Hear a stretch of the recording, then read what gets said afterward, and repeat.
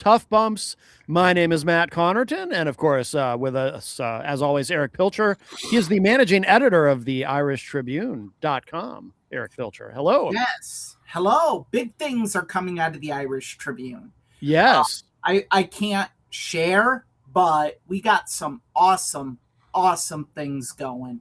If you're a fan of Notre Dame athletics, heavily suggest you start paying attention because we're really going to start doing some big things. Well, very good. And you know who also does big things? Of course, we have the final boss of Tough Bumps. Austin Hicks is here. Hello, Austin. Hey, how you doing? Good. I'm glad you're the final boss. Because, the final boss is here. The final boss is here. That's right. Great. Smashing. Yay, final boss. Let's go. The final boss. Yes, we heard you the first 3 times you said this. Hey. It just sounds good, though. The final boss. It really does.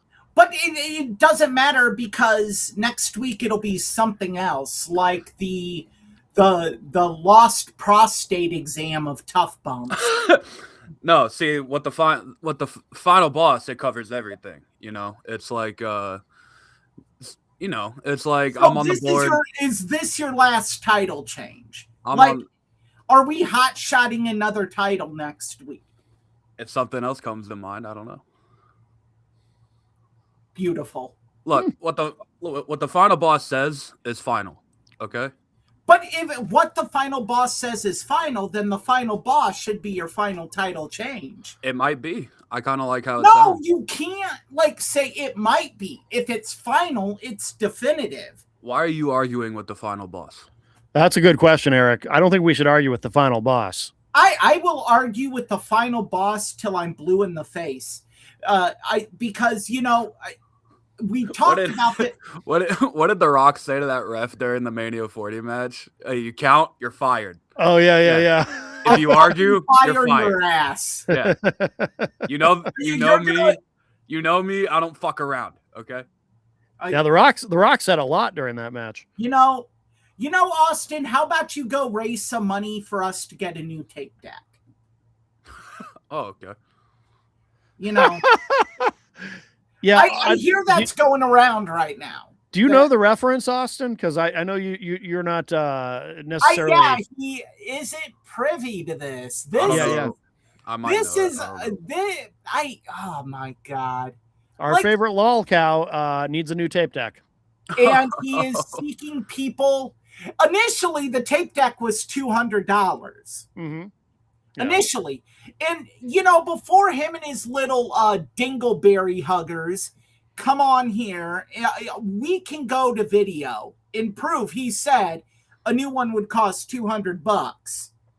Yeah. Yeah.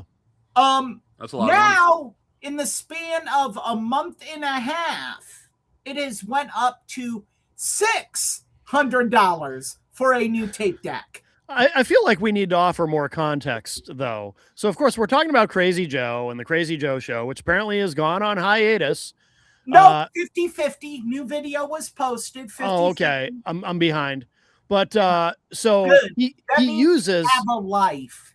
In the year 2026, this man uses a tape deck for his radio show, his podcast. He uses a tape deck.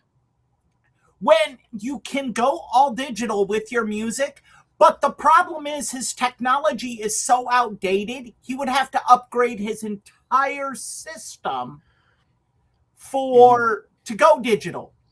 And this is after he used a massive amount of inheritance from his mother. Oh, I know.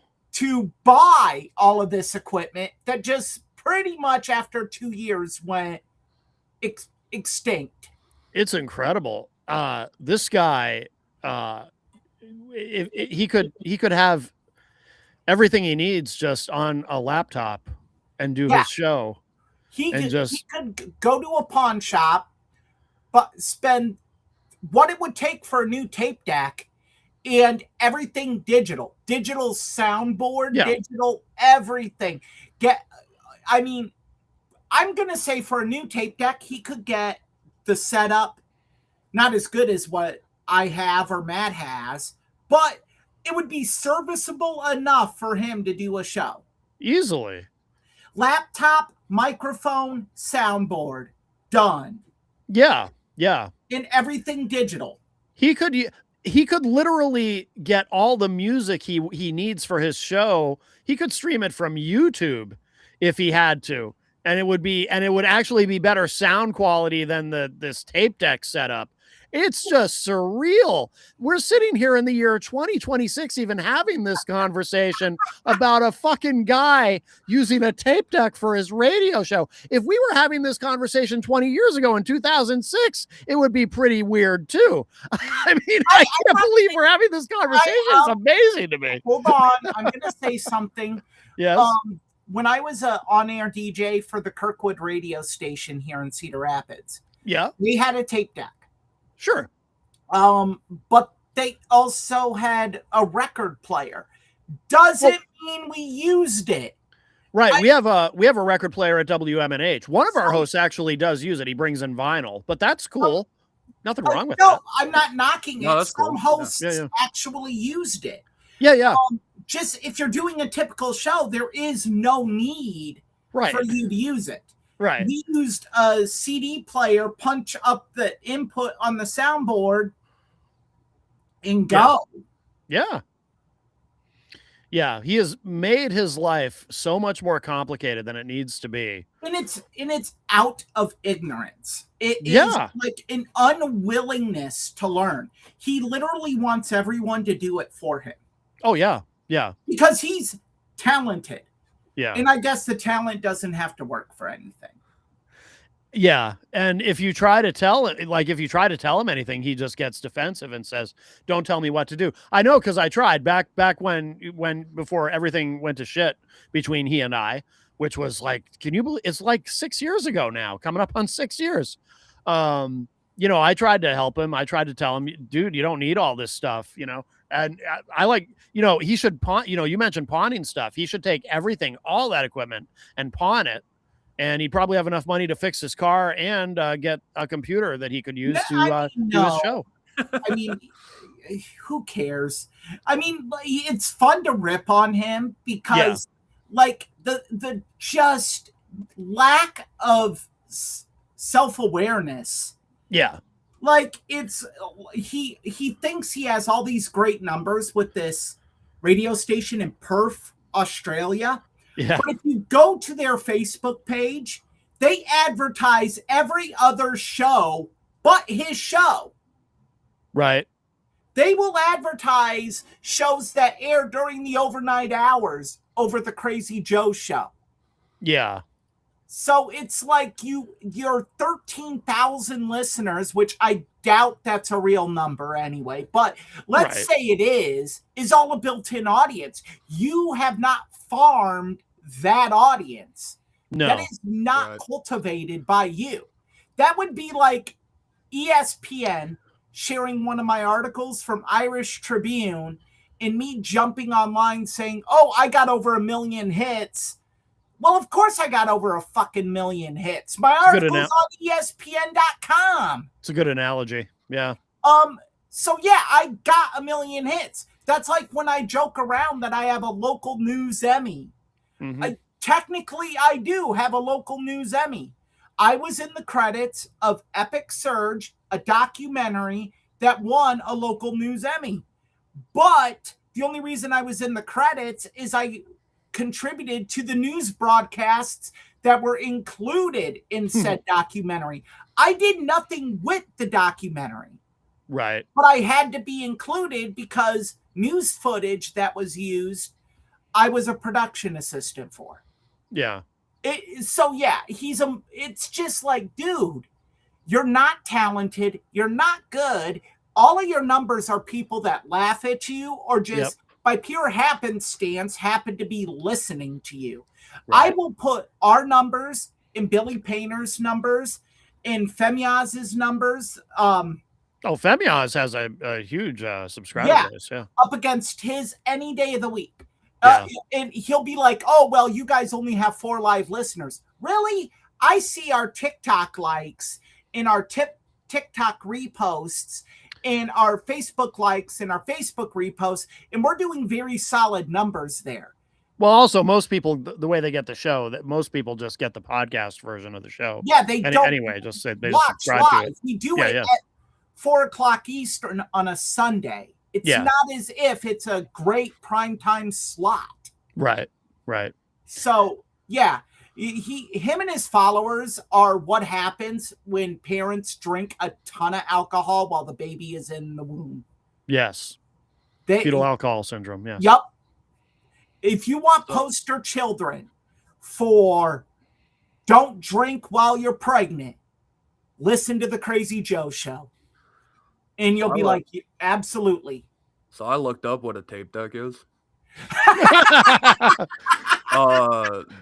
This thing looks fucking insane. Whatever I'm looking at here. It really is. It looks ancient. Is it a dual deck? Yeah, I'm looking at him. Yeah. Yeah. It looks like a. I'm not It looks trying to like- be a dick, Austin. Do you It know looks what like a a- dual deck is? I do. Yeah. Okay. It looks like a. It looks like one of them old, like a super old radio you put in your car. You know It what I mean? is. It Yeah. looks like a. That's nuts looking. Wow. Because he needs a dual deck, because he needs to be able to put a blank cassette in one deck and then use the other deck for whatever songs he's getting from whatever cassettes he has, so he can put his show together on the blank cassette. So he has to have a dual deck to Yeah. accomplish this. He's recording his show to a cassette tape. Yep. That's why it sounds so bad. Oh, yeah. I mean, the parts- I guarantee you, he doesn't even understand head cleaners. No. Like that you have to, if you're going to use a tape deck, you got to have a head cleaner to use after every 8 hours of usage. Yeah. Like These things are expensive though. because much they're is- ancient. How much is the one you're looking at, Austin? $600. That's about what? Yeah. Isn't that what Eric? Isn't that what Joe said? Yeah, But most I recently, 600. circle You back. can get one. You can get one at Walmart for $300. But Oh, a dual? Is it Yeah. Yeah. Oh, okay. Well, maybe he should There go you to go, Walmart. Joe. We're helping you out. Yeah. All right. I'm sure he's got a Walmart in Hudson Valley or wherever. I mean, he does live in Section 8 housing, and no offense, there generally is a Walmart pretty close to Section 8 housing. True. All right. That's their economic footprint. Mm-hmm. Yep. Absolutely. Well, it'll be interesting to see. Oh, the other thing I just wanted to say is I don't believe for a second, and I know I've said this before, I don't believe for a second that Dare Media has actually 13,000 listeners. No, if they did, they would have a better website. They would Yeah.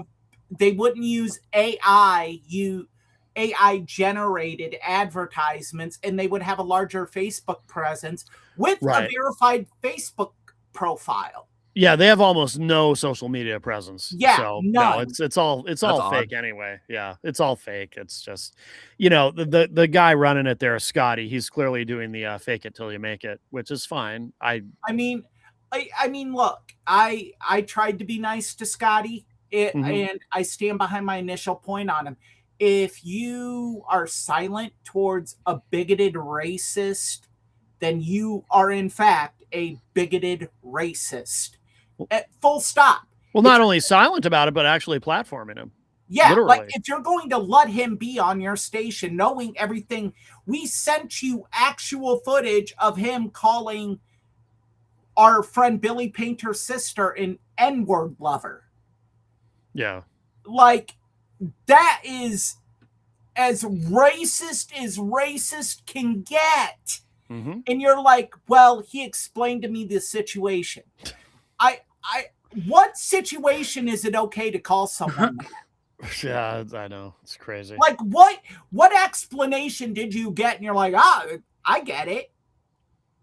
But in Australia, they use the C word very casually. So maybe it's just how people talk But there. they also have very strong hate crime laws in Australia. That's true. That is Like, true. So it's like, I don't get it. I really think Scotty just wanted free content. And Yeah, I think so here's too. Joe. Okay, cool. I think so. I think you're right. All right. Well, should we get to our first news item? Yeah, unfortunate. Well, depending on your view of the individual. Oh, geez. No, I think it's very unfortunate. I'm sad for the guy. Marty Jannetty I'm not. Fuck has. him. Oh my God, really? Okay. Marty Jannetty having a limb amputated, not a limb, but Let me. It's his Ugh. foot, right? yeah, it's. I think it's terrible. Let me. Look. Let me preface this. I have some sympathy for Marty Jannetty, Yeah, but not a lot. he creates his own. He's created his own problems. And Certainly. you sit there on Facebook and talking about wanting to bang your stepdaughter. That was a number of years ago. Yes, he said that I he do found out. remember that. Yeah. Yeah, he found out his daughter was not. Well, wasn't it? Wasn't it? He thought his daughter was his biological daughter, and it turned out she wasn't. And then so would he's it be like, okay that she thinks of me as her dad? Would it be okay to bang her? right. It's essentially. And I think I remember at the time thinking that he was just desperately trying to get attention or be funny and edgy or something, and it just was not working. No, what there is no world where, and I get what you're saying, Matt. Yeah, But there's no world where that's edgy and funny when he's in society. right. It just made him. It just made him look bad. Easy. I mean, I watched the Dark Side of the Ring episode, and did the too. fact, like, my understanding of Marty Jannetty is that if Marty Jannetty told you the sky was blue, you would want to go outside and probably check if it was blue. It's just there's so many things that he has said and done. And there's the story that he tells that he killed a man that was trying to rape him. Mm-hmm. Yeah. And it's like, if that's true, I feel bad for you that you went through that. And it's two traumatizing events.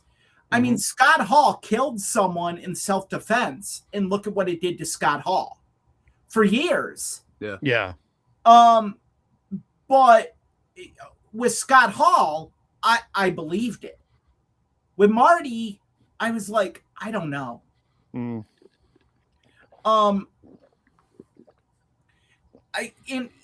He has done a lot of damage, but I still think WWE, especially when you have one individual who owes a lot of his career to Marty Jannetty, a part of your corporate hierarchy, you should probably do something for the guy. I kind of feel Yeah, like but over the years they have done things for him. They've tried, which is the issue. They've tried multiple times to help him. Right. And I get that. He has to want to be helped. Yeah. I mean, it sounds cliche, but it really is true when you're talking about an addict. Let me say this. I'm going to get a little personal here. Matt, you and I talked a little bit before the show, and you knew this, and Austin, you definitely know this. I had problems with drugs and alcohol. And that's absolutely correct. It can be as cliche as you want it to be. One, they have to want the help, and two, they have to hit their bottom. Rock bottom, to get the help. And it's not your bottom or Austin's bottom or Marty's, whoever's bottom. It has to be Marty Jannetty's bottom. Right. It has to be that point where Marty hits and Marty's like, shit. Yeah. Right. I hit that, when my wife and stepdaughter at the time left me the day after Christmas. Mm. That was my bottom. That's when I realized I got to change a lot about me. Mm-hmm. And I've said this to people I know that have addiction problems. Sobriety is a debt, and debt's owed every day. You every day you got to be dedicated to staying sober. And I don't know if Marty is dedicated to not just staying sober, but staying sane. Like some of these ramblings he goes on are just insane. Like, it's bad when companies stop doing shoot interviews with you because Right. you're just Yeah. like, we don't know. We could get sued. Yeah. Yeah. You know, I mean, in a way, it's kind of like Bret Hart. Because some of the stuff he says, you're like, you know that isn't true. Yeah. You have to, like, and Matt, you look a little shocked that I said that. So, No, I may just look shocked because my eyes are bloodshot because of all my allergies. oh, okay, sorry. But like Bret Hart's whole thing about Sean and Vince, like, Yeah. Oh, yeah. you, like, that's the type of shit Marty says constantly. Well, didn't Marty also say that about Sean and Vince, or at least Sean? I think. Yeah, he said it about Sean. He didn't Yeah. allude that it was Vince. He said it about Sean. Yeah. Yeah. That Sean that there was evidence that Sean might have more than likely been bisexual. And look, if Sean is. I mean, But But even that- even Jannetty has contradicted himself on that over the years. but Right. even if he is, that isn't Marty Jannetty's place Right. Right. to out it. Right. Like, I mean, I hope that this is Marty Jannetty's bottom. I hope it is. I hope he comes back better than ever, like Buff Bagwell has. Right. I hope so too, but it's not going to happen. Unfortunately. I mean, Yeah. again, we go back to the original point. You have to want the help, and Right. so many people have tried with Marty. Like Sean Yeah. even tried. Like Sean's like, the last number I have has been long disconnected. Yeah. Mhm. Well, because Sean back in 2005, like, openly like tried to get him a job with WWE, and I think WWE hired him, and then he got fired like quickly Yeah. after that because he was no showing events or coming to shows high or drunk or whatever the case may be. And No showed. yeah, Well, I know that there was also I know he no showed. he's actually been hired and fired a bunch of times by WWE, and Bruce I think Prichard you joked about it on the episode they did about Marty Jannetty. yeah, Like, because I think he holds some sort of a record, right, for how many Yeah. times he's been he's hired like, and fired. I don't know what hold he has on Vince, but Vince always wanted to give him another shot. Yeah. I know Um, there was one point where I think it was an issue. One of the firings might have been related to he didn't have his driver's license because it had been revoked because he had multiple DUIs, and so that was a problem for him being able to travel. So he was kind of a burden there. So they let him go. Yeah. There's just a lot, and Yeah. Marty likes to blame all of this on like some supernatural rule. They talk about I remember that in And Dark they- Side of the Ring. Yeah, I I remember- forget what it's called. I remember Oh, that. Yeah. Thank you, Austin. God bless you. Yeah. Final boss, I acknowledge you. God bless Oh. the final boss. But I remember watching that, like, what Yeah, you're like- what the fuck are you talking about? Yeah, like what? So I don't know. I don't know about this part. He believes that there is some supernatural force that gives him all this bad luck when something is going good. Yeah.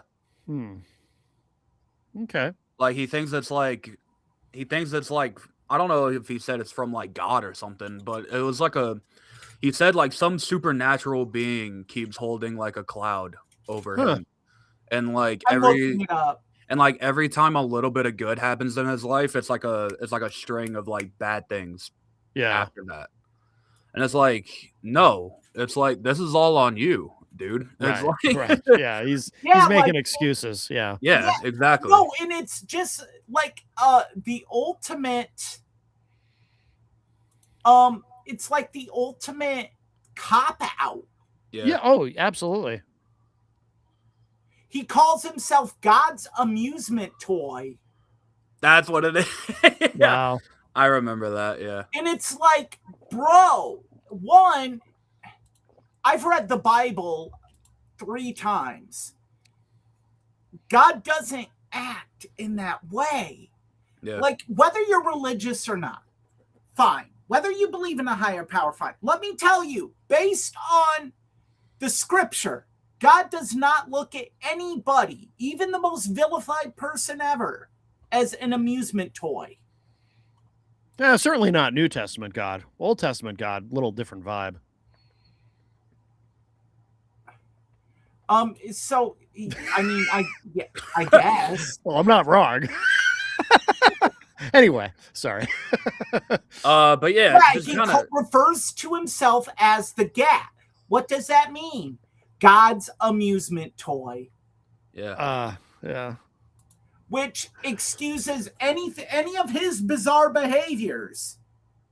Right. Yeah. Well, people like him. I mean, I know a radio host who. Well, actually, I can think of a couple. I can think of a actual radio host and a quasi radio host who, who don't take responsibility for anything because everything is always somebody else's fault, and that's just how some people think. So Right. it's always easier to blame somebody else, or blame God, or some other supernatural force, I guess. Yeah. I mean, and look, there's something else I forgot about Marty. Another traumatizing event. The Chuck Austin situation. Oh yeah. Yeah.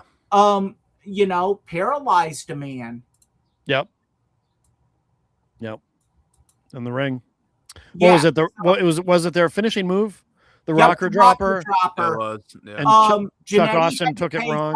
5%, which would be $500,000 in total, and it is believed most, if not all, of that sum was deducted from royalty earnings. Michaels was waived in the final judgment. Yeah. Why? Which Because it was Marty that executed the move. it was Marty's Okay. fault. Okay. I mean, I wouldn't. But wasn't it actually Chuck Austin's fault? I mean, I don't remember. It was. Too It was clearly, more. but- It was. From what my I'm going to understanding say was, 60-40 Chuck Austin. I think Chuck Austin took the move wrong. Yeah. But Yeah, that was always But- my impression. Marty did it very sloppily, if Yeah. I'm. Oh. So you couple a guy who takes it wrong with a guy who does it poorly. Yeah. Who boy? and Yeah. then that started the rift between Marty and Sean because I think there was a lot of things like, Sean, you could see it then that Sean really was. Sean was over it. Yeah, Mhm. yeah. Well, you could see even in the beginning with those two, like even in their AWA days, that Sean was the star of that. And I mean, let's be honest.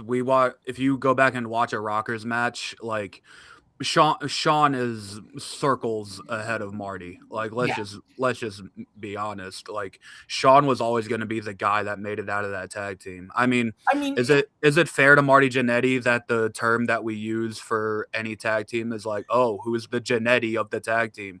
Right. Not really, but when your teammate is Shawn Michaels and you're Marty Jannetty. You could use that for so many other guys in tag team wrestling, though. We literally heard that term this week on Jannetty's WWE television. Jannetty's like the big name that people like. use. Yeah. I would say you could almost say who's the Neidhart. Ooh. I mean, look, I get he's dead. I'm sorry that he's passed away. No disrespect to the Anvil, but the Anvil is up there in like Marty Jannetty, and what did he actually do after Bret Hart? Right. No, it's who's fair. The one that this is more modern, but I've actually heard it a couple times about tag teams. It's like, oh, who's the Jeff and who's the Matt of the tag team? Both have achieved a lot, but I get where they're going. But Jeff has done a lot more than Matt. Like, well, I would say you used to hear that leading up to maybe 2016, but then once Matt did Broken Matt, then all of that went away. Broken Matt was the biggest thing in wrestling for a and while. Couple that with Jeff wrestling a match under the influence of whatever. Well, with Sting. But I get when a tag team is broken apart, under, like, when you break a tag team apart and you make one of them a star, and you're comparing the two, and you can't. I mean, you can't compare Jim the Anvil Neidhart to Bret the Hitman Hart. You can't compare Marty Jannetty to Shawn Michaels. Right. You can't compare Ole Anderson to Arn Anderson. You know, it's you can't. It's just unfair. You can't compare Shane Douglas to Ricky the Dragon Steamboat. Yeah. I mean, as much as I love Shane Douglas, I'm not gonna. No one's gonna sit here and say, well, Shane became the star of that team. Right. No, like Ricky was already great when that team was put together. That's Ricky the fucking Dragon Steamboat. Yeah, you're not. I'm sorry, you like one of the top 15 greatest workers ever. Yeah. You're not gonna. So yeah, I don't know. I've heard the Jannetty term, and I think I agree with you, Austin. It's very unfair, and I think it's just a tired wrestling term at this point. I think like this is gonna sound very heartless. How do you burn crumbled charcoal? Right. Like Marty Jannetty's cooked. Like, and yet we continue to use that term. Yeah. Like, why? You further bury him? Like, what? Yeah, why? It just doesn't make sense. Unnecessarily cruel. Yeah, they were doing it just this week on. I forget who it was who said it. It was one of the women was saying it. Yeah, to somebody calling them a Jannetty. It's like Jesus Christ. It's like, I mean. You know, and Shawn has been one of the first to say, without Marty, there is no Shawn. Right. I think he's correct in saying that. I do too. Like, I mean, what really killed the Rockers was there was never that payoff. No. There was never them getting a world title run. They won the titles, but the match was so awful. Yeah. WWE just cut the match out of the Saturday night's main event tapings and acted like it never happened.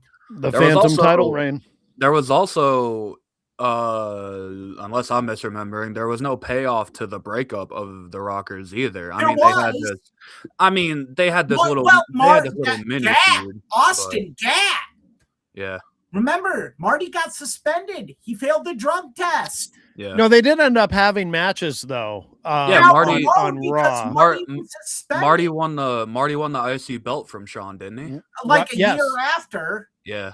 Yeah, because he came back. Supposed to face off at that year's Royal Rumble, and Marty got fired because he no-showed or did something else stupid. That's what I'm saying, though. There was no like big payoff to the breakup. Right. How can you have a big payoff though when one guy just sabotages it? I get it. There was nothing they can do, but like that's kind of what ended Marty Jannetty, in my opinion. They threw him a bone. They gave him such a great storyline. Now that we're thinking about it, he accidentally took out Sensational Sherry, and it was Shawn's fault that he took her out, and he won the IC title in that match. And then Sherry comes back and turns on Marty and goes with the guy who treats her like shit, and Marty screws it up. Mm-hmm. Marty had a 6-month run there he could have had with Shawn, but he screwed it up because Marty is a moron. Yeah. Well, he's an addict. I mean, that's just, it clouds your judgment. It becomes the most important thing. And like I said, I hope this is his bottom. I hope he gets help. I hope, that he's able to come to terms with his wrestling career. And maybe he will get a Hall of Fame induction with the Rockers. Maybe. I don't know. I mean, they even did he even had a great match with Kurt Angle. That's true. He did. I remember that. I mean, he had a great match. Right after, goes out, parties, screws it up. Yep. Yep. Like, Mm. bro, how many times do we need to sit here and be like, that's too bad? Yeah. That's too bad. Where before someone says, no, Marty, it isn't GAT, it's the problem is you. Yeah. Yep. All right. Well, we hope for the best for Marty Jannetty. Should we move on to the next item on the undercard? Yeah. Sure. All right. So we got these schedule changes here with CM Punk and Roman Reigns on this European tour. Got people talking. Yeah. So I remember after Mania, Roman won the belt and he goes, "Hey, all this part-time stuff, that's dead. Like, you're going to see me all summer." And then Roman was booked for Raw for the next like 2 months straight or something like And that. he's fulfilled those obligations. He has. He's been on every Raw since Mania, I believe. And Yes.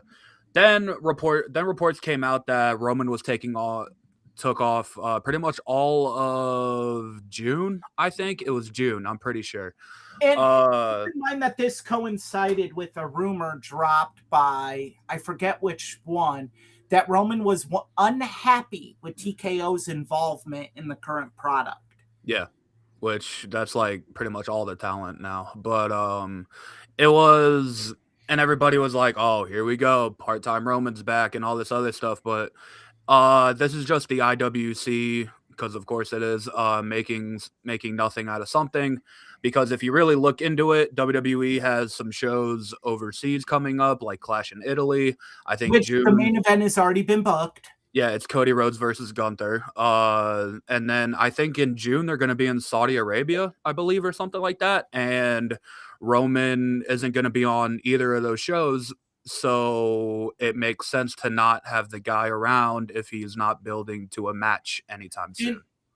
A thing that gets really overlooked with Roman, and I've been so outspoken against part-time wrestlers. Yeah. But I'm not outspoken against Roman, and there's a reason why. Roman still has leukemia.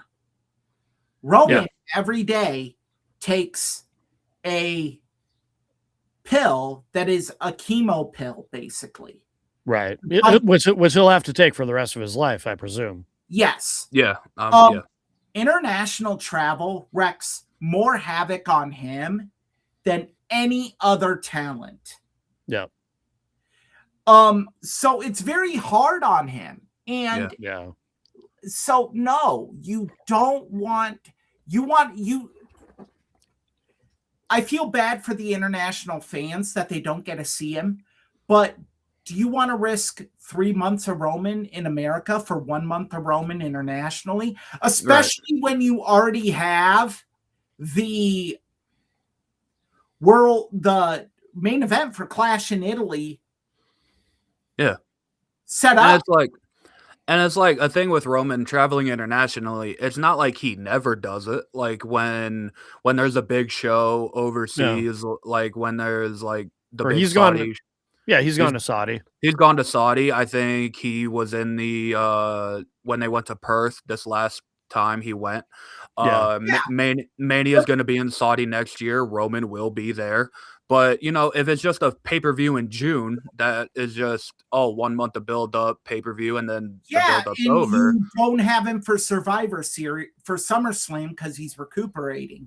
Yeah, it's like, and it's not a big deal, like Roman full-time Roman in the state that we once saw him being full-time is never happening again. I'm sorry to let people know that, like, Roman's not going to be on every TV show ever again because age, leukemia.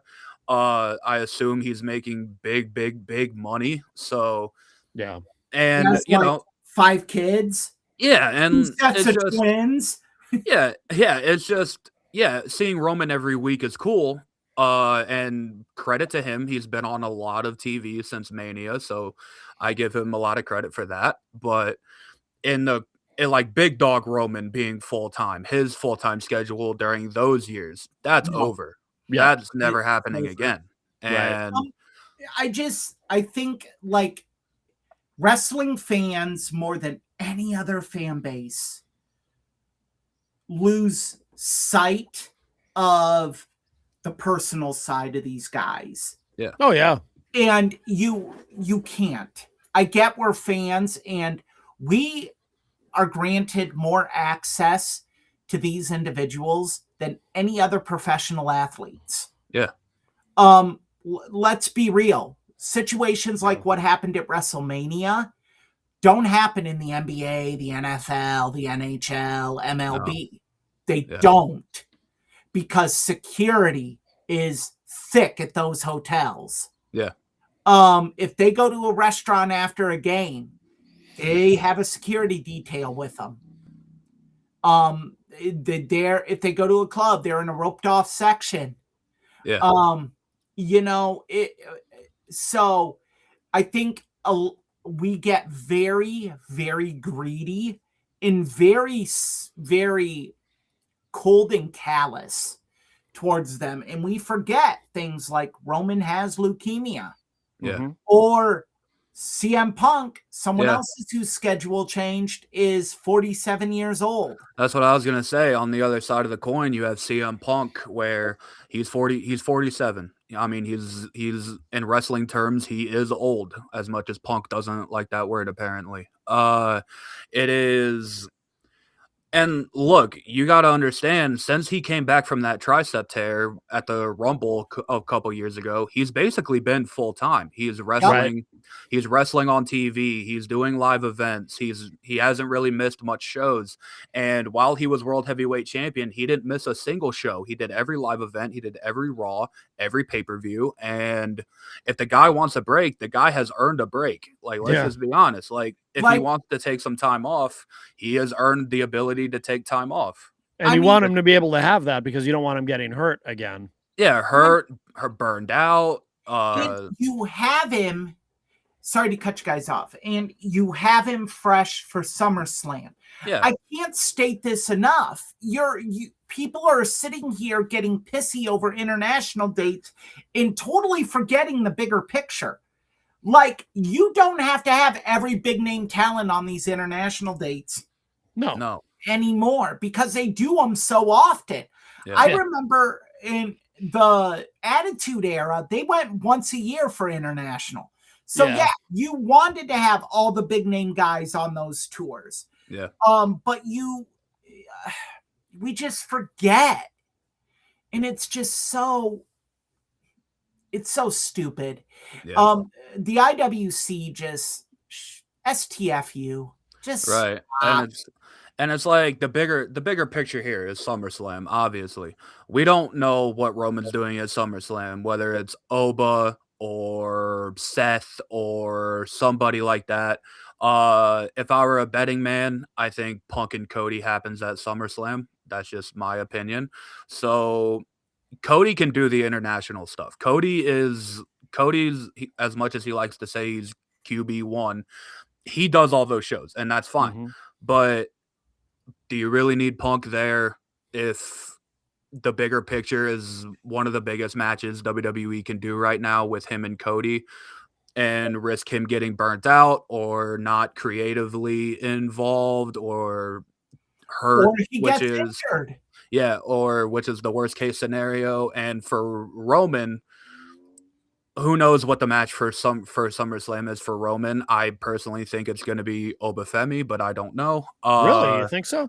I think it's going to be Oba and Roman at SummerSlam. But if we get to SummerSlam and Roman isn't the best of health, or he gets hurt, or whatever the case may be, I think we're going a different route at SummerSlam. It's Oba. SummerSlam, which should be a big show of the year, will feel like a B show because you don't have two of your biggest names on the card. I want to counter Oba Femi. I think it's Braun Breaker. Oh, okay. I wouldn't mind that. I think they're gearing up to do Braun Breaker and Roman at SummerSlam. I could be wrong. I have no information. I have nothing that would indicate to me that I'm right. It's just a feeling I have. Well, those are like the three names I keep hearing for Roman is Oba, Braun, like Eric said, or Seth. Seth, sure, you can do that at SummerSlam. I think that's more of a WrestleMania match, but if you want to do it at SummerSlam, you can. Oba, I would personally like that because Oba's hot right now and he needs a title immediately. But Braun and Roman, I think, would be a cool match. And then Punk, I think Cody is the likely opponent for him at SummerSlam. I don't know what else you would really have him do. But this all circles back to them not being on the international dates, which, WWE, they do them a lot now, like Eric said, and they always sell well, no matter what. They either sell out or close to sell out these dates because the international poll is insane for WWE. Oh yeah. So you can have Cody be the main guy on those tours and it'll still sell out. You can have Gunther, you can have Braun, Seth, you can have all these other big names and the shows are going to be fine. It's not like you need Roman and Punk for these shows to sell well. Right. The IWC just wants drama. I think that's what this all boils down to. And people like, I know you like one of these guys and I do as well, but I do have to put them in this group. The people like Brian Alvarez, Dave Meltzer, Sean Ross Sapp, they like to feed the drama. Like if the IWC is up in arms about something, these guys will throw kerosene and matches on the fire. I think Sean Ross Sapp, though, I think he's more of the three people that you mentioned. I think he's the most careful. I think he's the most responsible of the three of them. And Meltzer, of course, being the least responsible. Into it, Ariel Helwani. Yeah, he's kind of been making he's trying to get into the wrestling thing. He's trying to do more of it, Ariel Helwani can die. I like Ariel Helwani. Oh, I know you're still mad at him about Brock. I personally think I like Ariel Helwani. No, I'm a fan of Ariel Helwani. I think he was I think he was personally terrible on that Netflix card yesterday. God awful. And look, I'm not mad about the Brock thing. Oh, I thought that's why you hated him. I think it was grossly unprofessional, and then for him to go on his show and cry like a little bitch about it was awful. I know. Like, I've had a press pass revoked, and I didn't go on it live and bawl and cry like a little bitch. But no, my issue is this. Is the same as it was with my beef with Coach. If you hate the UFC, come out and just say you hate them. UFC can do no right in Ariel Helwani's eyes, and any other organization can do no wrong. If the UFC put on the shit-tastic card that Netflix did last night, and it was god-awful, I don't care. You guys can defend it all you want. I only saw one match. I firmly believe that Ronda Rousey Gina Carano match was fixed. So is Jim Cornette. They're such bullshit. I'm not gonna lie, that MMA card last night set MMA back at least 5 years, and I'm not joking. Oh, absolutely. Wow. Absolutely. And their revenue sharing. Oh my God. I actually read their business plan last night because in our sports chat we were talking about it. Yeah. And I'm like, if they survive to a second show, it's amazing. Every fighter gets points from the revenue the show generates. Right. You cannot do that in combat sports. It does not work because the overhead is so high. You cannot do it. Like, I love it when people like Jake Paul and his dipshit business partner sat there and said, the UFC is, thank you, Boomer. Sits there after the show and they're like, oh, we're paying the fighters what they deserve, and we're sitting there and we're revenue sharing, and TKO is $1 billion company and they could pay every fighter $40,000. Yeah, they could. They'd be out of business and 6 months. They could certainly do it. No, so you know how UFC is still the king of MMA because Jake Paul was in the middle of that octagon and he said like, "Oh, we're outdoing UFC tonight. We're doing all this other stuff." No, they didn't. Dana responds with, "Oh, okay. We'll announce Conor McGregor." Yeah. Yeah. Hey, guess what, Jake? Conor McGregor's coming back, and we're announcing it And they right in did the it middle of during your card. Francis Ngannou's walkout. Yeah. Which Wow. immediately shifted the whole conversation. I was watching this with friends. The notification dropped that McGregor was coming back, and that's all we talked about for a good like half hour was just Conor McGregor. Wow. And look, I'm gonna say this as well. If you're a promoter, you shouldn't be setting up fights with your fighters in the octagon or the hexagon. That's never gonna happen. Yeah, like what are you doing? Yeah. And I love how MVP let Ariel Helwani talk them into a major tampering lawsuit. Good job. I guarantee you. Wait, what? I'm So during Francis Ngannou's like speech or whatever, Ariel Helwani is like, "Oh hey, look who's up there! It's John Jones," and he was trying to sell a fight between Francis Ngannou and John Jones. But one major problem is John Jones is still contractually obligated to the UFC, and then they gave John Jones a platform to beg to be released from his UFC contract. Yeah, and the funny thing is, John Jones was like, "Yeah, I don't really feel like fighting right now." But he said, "I want to be released from my UFC deal." Yeah. That is 2 major points in a tampering lawsuit. Jesus, like that's pretty. That is reckless. I am watching it, and I'm like, they're just letting this happen. Okay, wow. Cool. If I'm Dana, I'm sending a text to John Jones right now. I am never letting you out of your deal. Yeah. Mm-hmm. You are, if you don't fight, you're going to the grave as a UFC fighter. Yeah. Sucks to suck. And so, yeah, it was, we're not going to talk about it, but it was a shit show. Like Ngannou was against an overmatched guy. He outweighed by 40 pounds.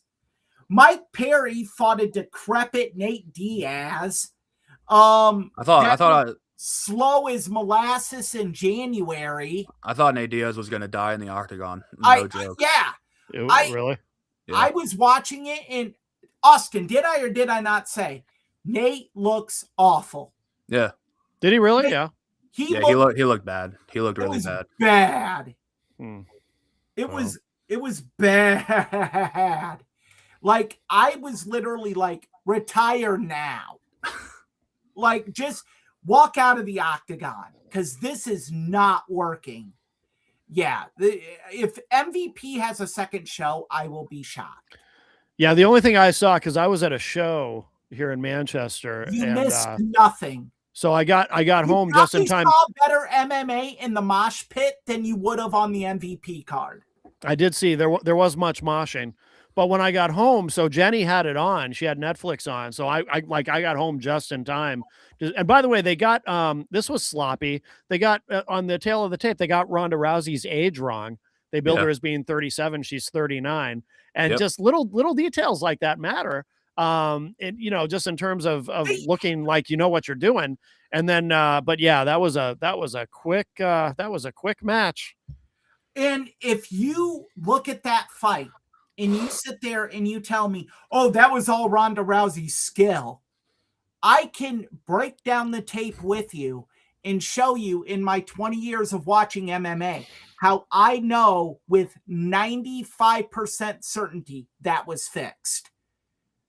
Gina Carano gave Ronda her arm, served it up. Like Ronda Ronda spins her hips when she's in the mount and Gina just drops down her arm. Like, here it is. Huh. Like any entry level Brazilian Jiu-Jitsu instructor is going to tell you, do not give up your arm. You lock your hands like this, and you turn and you try to move. Nope, Gina just. Yeah, I know what you mean. Well, back when I used to do Jeet Kune Do, we did a lot of the two things we did the most of in Jeet Kune Do was because it's a mix of everything. Kickboxing and jujitsu wrestling. And I prided myself, I got my ass kicked all the time, but one thing I always took pride in was it was very, very difficult to beat me with an arm bar. Once I had my hands locked, even if like for some reason I have weirdly flexible arms, so even if you get my arm, you got to really work to make me tap out to an arm bar, or I don't know what would happen today. This was a long time ago. Maybe today you just snap it off and I'd lose immediately. Right. That's the point I make is you don't. I saw that and I'm like, Jesus tap dancing Christ. Yeah. Like, I literally sat there and I'm like, UFC, you have nothing to worry about. You're good. Like, all the shit Ronda Rousey talked about Hunter Robinson and TKO and Endeavor and all the bullshit. And she won a more than likely fixed fight. And no, Boomer, it wasn't a good look. Yeah, Boomer. We should actually read the comments for our audio listeners. Boomer said, "I don't think it was a good look that only one fight made it out of the first round. Very one-sided. Yeah. I didn't realize that fight that made it out of the first round shouldn't have made it out of the first round. Oh my god! Because it was Mike Perry and Nate Diaz. That was literally the only fight that made it out of the first round. Stumbling to the stool at the end of the first round. Wow. Like, and there was a fight on his head. And I'm like, again, Austin, true or false? I'm like, stop this. Yeah. Stop this now. He cannot see. Stop this fight. Wow. And I think his corner actually stopped it on the stool. The cut man wasn't going to stop it. Because the cut man couldn't stop bleeding. He couldn't get it to stop. Wow. Yeah. Like, it was a gash here, and a gash here. It was 3 gashes. Yeah. And he has so much built up scar tissue. It's like Ric Flair. You hit it hard once. It's a mess. Well, it was awful. And if I'm Dana White, I'm sad because I'm an MMA promoter. And I'm sitting here there today. And I don't know Dana personally. I've interviewed him. So I have a pretty good idea his outlook.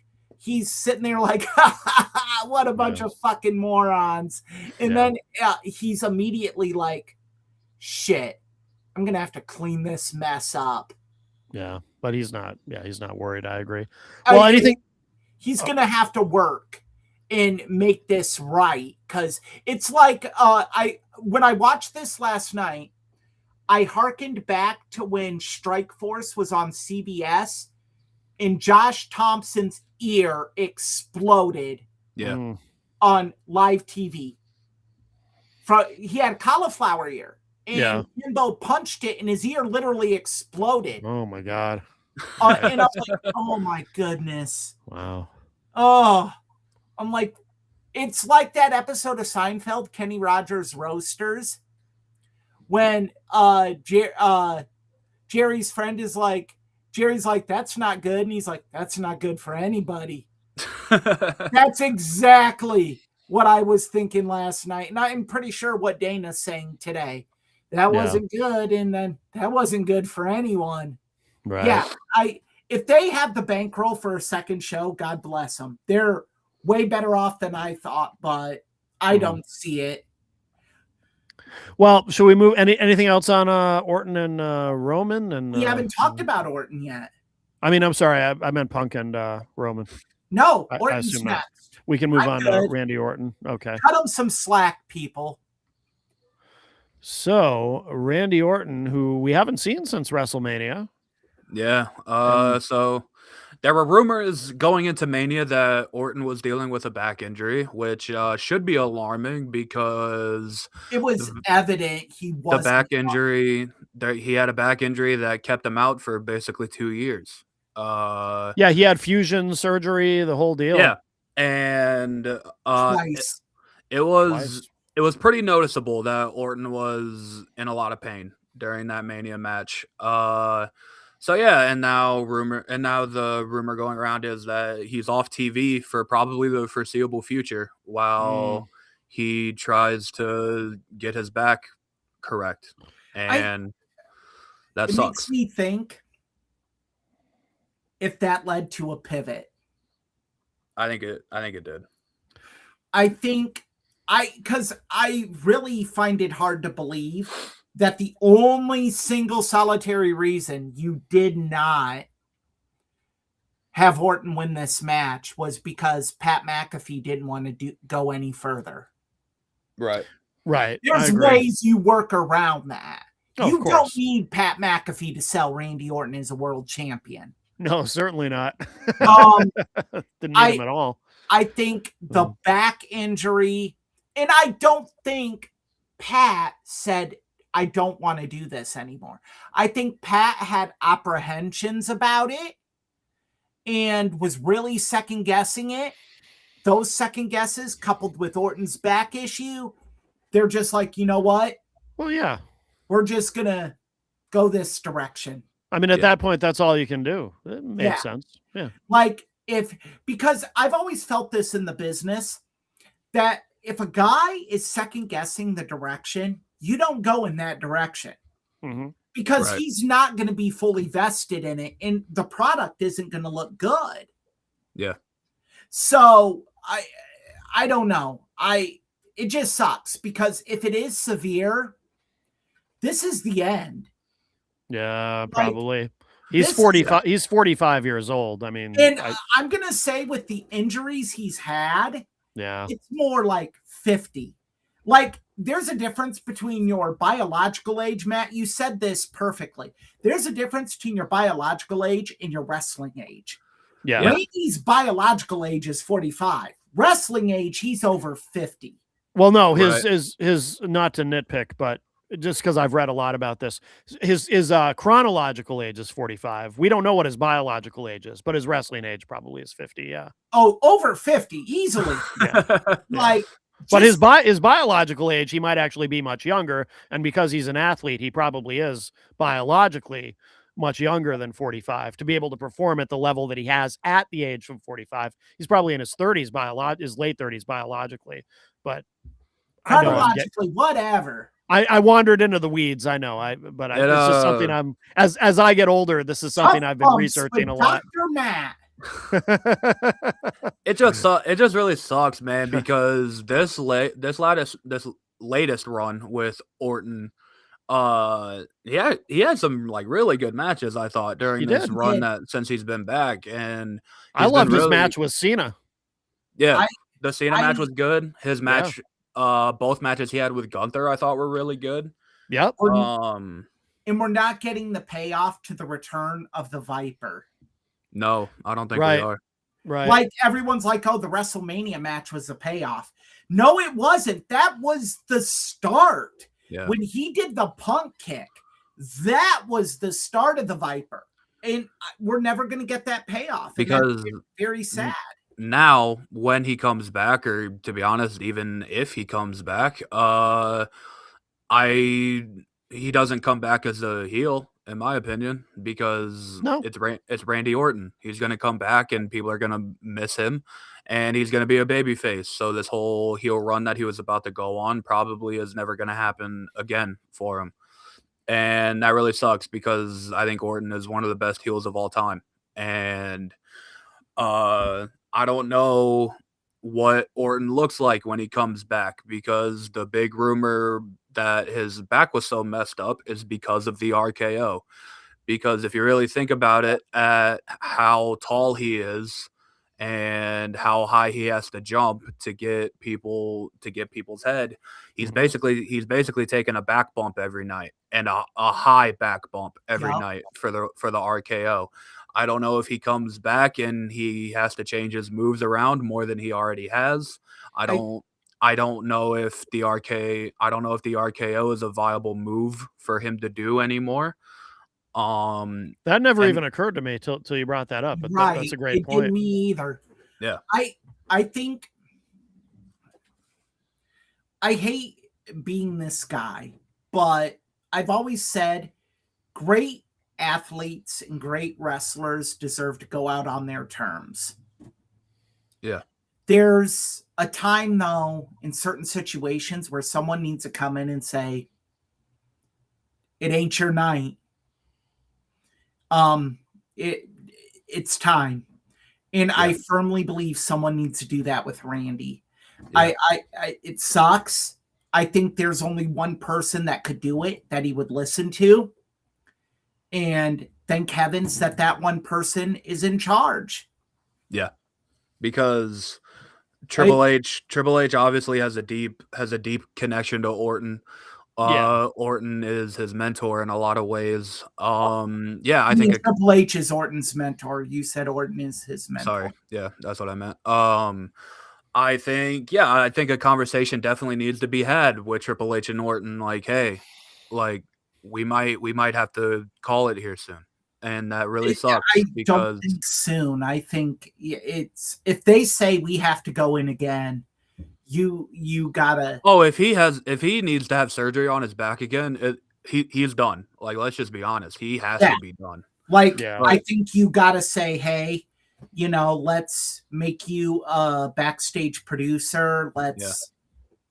Which really sucks because Orton, when he came back, he said this is the best he's ever felt. He said with how his body was feeling, he could have went another 10 years. Yeah. Now, I remember him saying that. Now, will he, if everything went right, would he have actually made it another 10 years? I don't think so, to be honest. But with how good his body felt and how happy he was about how his body felt and just how happy he was to be doing this again, it's honestly kind of heartbreaking for the guy that the thing that almost took him out is more than likely going to be the thing that is going to take him out. Absolutely. There's only one undefeated fighter of all time, and it's Father Time. Yeah. He never loses. Right. So yeah, unfortunately, that's where we're at. Yeah. All right. That's sad. It is.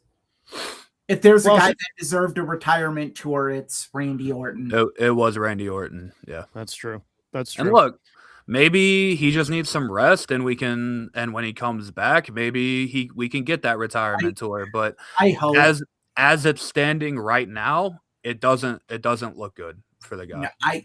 No, it doesn't. I hope, but I'm not optimistic. Yeah.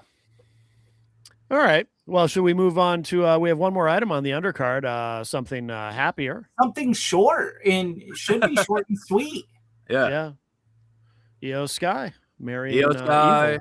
And new WWE hire, Evil. I forget Naraku, that's his name. To be honest, I didn't know they were together. I did. I didn't either. It very private. I didn't know either. Yeah. I was like, what kind? At first, I saw this on Facebook, and I'm like, what in the name of AI are we? You thought it was AI? Yeah, I know, because there's a lot of AI wrestling pictures being posted on Facebook right now. Well, I even had a whole thing typed out for them, like, oh, this is two Japanese people, and they got to be married. What are you doing? You crap! Like, come on. Yeah. I was ready to go off, and I'm like, you know what? Gonna do some research. What? Good thing. I know. I could have looked like a major ass. More than I do on this show, but I could have. Who boy? Yeah, you could have really stepped in it. Oh man, yeah, God's amusement tool. Yeah. Oh boy. So I had Wrestling Inc. in another tab, and top news story was that same photo, and I'm like, aha, they got you too. And then really? Yeah. I'm like, fuck you. Yeah, Oh, wow. Good job, Wrestling Inc. Yeah. That's what. Yeah, you haven't been the same since I left. And then I'm like, I looked it up on Google, and I'm like, like that string of stories at the top. It's all Io Sky weds Naraku, and Yeah. I'm like, this could be real.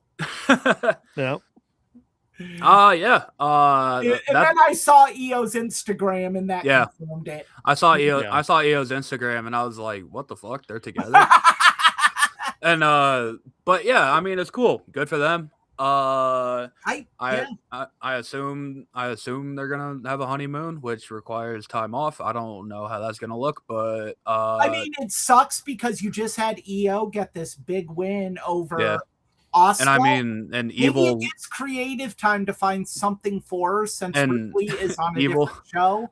And Evil legitimately just debuted. So yeah, but hey, I mean, real life gets in the way sometimes, and poorly planned. Fortunately. I mean, you had him set up for a match with Tony D'Angelo, and here we are. I mean, but fortunately, it's a good thing that good thing happened to them, and congratulations. I think it's awesome. Vince, if he were still around, you know what you could do? Yeah. You guys, have you ever honeymooned at Universal Studios? Nookie. That's your name, right? It doesn't matter. Listen, you could still work NXT. Yeah. Io, go enjoy the rides. If Vince were in charge, that would so be the plan. I'll even pay there wouldn't for be it and take it from your royalties. Yeah, there wouldn't be a honeymoon if Vince was around. No. Like, hey, brother, you just debuted. I don't know what you want from me. Yeah, no rats for you. You're a married man. No rats for 6 months. Yeah, he has great hair too, by the way. Very good. Look at that hair. No, whoa, hold up. What? He doesn't have better hair than me. I didn't say that. I mean, just saying, if we're gonna, some things go without saying, but if we're going to sit here and critique, I mean, look at that guy's hair. No, not even close to the main flow here. I like the suit. It's a nice suit. That is a cool suit. I like it too. I like the color. Dressed better than me, but no, he has nothing on the man flow. Oh, really? Okay. Well, should we move on to the main event? Io's got better hair than you. Io has everything better than me. What are you talking about? She has better everything than pretty much everybody. So yeah. It's quite spectacular. I'm sorry, Naraku, you married out of your league, buddy. You outkicked your coverage. Wow. Good work. Right. Well, should we get to the main event? Yeah. What once was the night after WrestleMania. Yeah, apparently in memoriam of the Raw after Mania. Raw after Mania. I remember a time when, in my thought, Matt, you would probably be the only one of us to be able to disagree with me. Okay. On this. Austin, you're too young.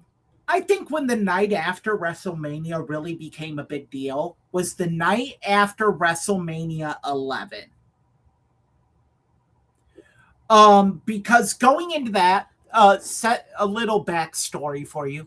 We didn't have, the internet was just starting.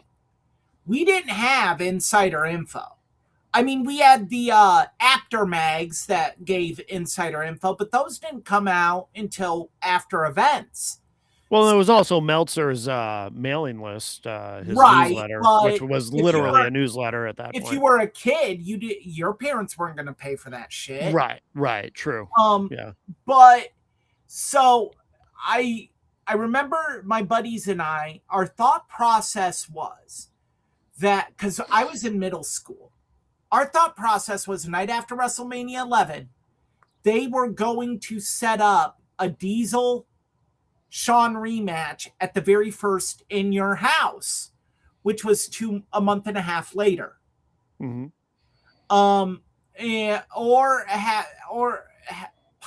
Possibly have someone else face Diesel and have Shawn face him at SummerSlam. Mm-hmm. Our shock that night when Psycho Sid powerbombed Shawn, and one of them was just brutal. Mm-hmm. He literally picks Shawn up and just flings him to the ground. Yeah. And turns Shawn face. Yep.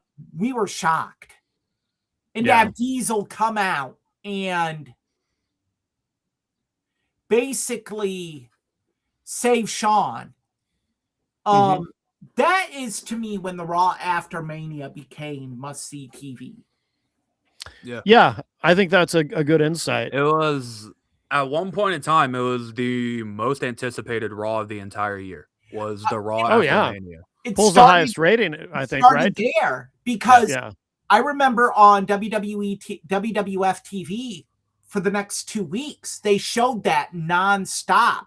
They wrote Shawn off. They that's when, you were at the time, it was like, wow, Shawn's a good guy now. And then at the first In Your House, they gave Diesel to Sid and Diesel got at it. And that, I think that really was the beginning of the end for Kevin Nash in WWE as well, because he just had a string of god-awful pay-per-view opponents from after WrestleMania on up to that year's Survivor Series against Bret. It was just bad opponents. He had Mabel at SummerSlam. Yeah. And it was just bad. You can't. Yeah. I'm sorry, there's no other way to put it. It was bad. It was a drizzling shits, boss. One thing that stands out in my mind about, and I agree with you, Eric, about, that being the first real, the sort of Raw after WrestleMania. But, when we think about, and then over time, it got to be a bigger and bigger deal. And those crowds, the night after WrestleMania would be so hot because it's a lot of the same crowd that was at WrestleMania. So you've got these people here who've traveled, they're at Raw. It's a hot crowd. It's a smart crowd. And that's what did make it interesting too. Yeah. In that they wouldn't simply, you could not count on them and you couldn't control on them to cheer for the baby faces and boo the heels. No. They were going to cheer for whoever they liked and respected. And they were going to boo whoever they didn't like. If they saw a match that they did not like in real time, you were going to hear about it. I mean, they'd start singing. They'd throwing a beach ball around. Yeah, they would do the wave if they were bored. They would start chanting "End this match." Yeah, they would chant for the announcers. A lot of that came from ECW. Keep in mind that this, at that time, is when the tide really started to change with pro wrestling. Mm-hmm. It was no longer going to be family oriented. I mean, we were, I want to say, 10 months away from the first middle finger being shown on WWE television. And it wasn't Steve Austin that did it. It was Kevin Nash. It was Kevin Nash. Yep. Flipping off the Undertaker. And it was shocking. It was like, whoa. Oh, yeah. Almost. You know what was more shocking to me? What?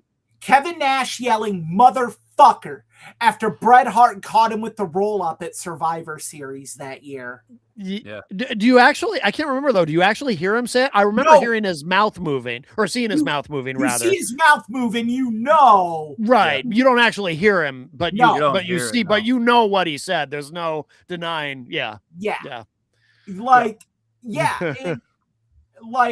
So I think that really set up and if I think back, the next year was a major letdown after Mania because you had Brett not there. Sean's champion. That'd be 1996, right? Yup. Sean's- Mankind debuted.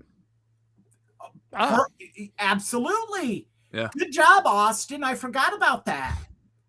Yes. Yeah, you had the debut of Mankind on that. And on he that jumped the Undertaker. show. Yeah, he was like Paul Bear's new like thing. oh yeah. And- yeah. And we got the Mankind vignettes. Which are brilliant. Which Yes. are You want to know why they're brilliant? Austin, Why? you know what I'm going to say. They Probably. introduced us to George the Rat. Oh yeah, his pet. Do you know the story of George the Rat, Matt? Is it the same rat that was Jim Cornette's? pet Yes! that yeah, I do Yeah. know that story. I do know that story. And I love Jim Cornette. Well, I have mixed feelings about him. I'm more positive than negative. But I've never understood. I mean, he had to miss work because the rat died. 6 weeks! 6 weeks is fucking crazy. That is. Again, Bruce might be using a touch of hyperbole there. Yeah, Yeah, probably. or, I would hope so. But, Rumor and innuendo, as he likes to say. 6 weeks. Yeah. For those of you that don't know what we're talking about, look up Something to Wrestle, George the Rat. And Yeah. if you do not laugh hysterically after listening to this, I'm gonna have to listen to it after we're done. Yeah. And Bruce knows how to tell a story. And also after that, look up Jim Cornette Dairy Queen drive-through. Yeah. Insane video. Yeah. Yeah. One of the Raw after Mania, like seeing all the returns and stuff is like Yeah. that's cool. I mean, say what you want about the guy, but it's a big moment. Goldberg debuting in 2003, interrupting The Rock.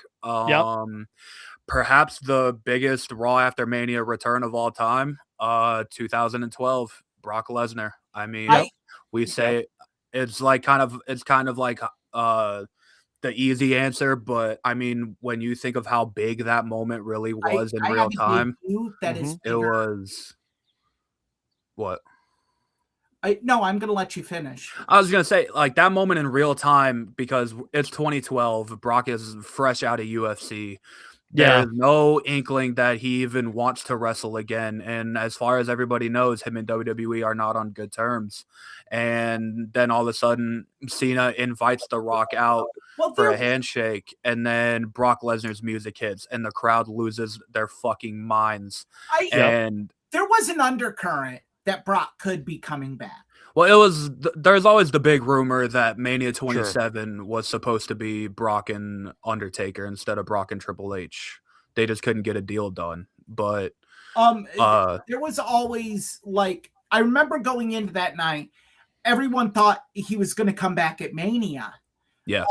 And I even wore my Brock Lesnar Death Clutch shirt while watching WrestleMania that year because I thought he was coming back. So it wasn't is he, it was more when is he.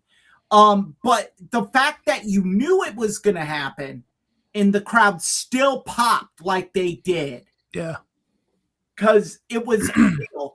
The debut that stuck out in my mind is there's two.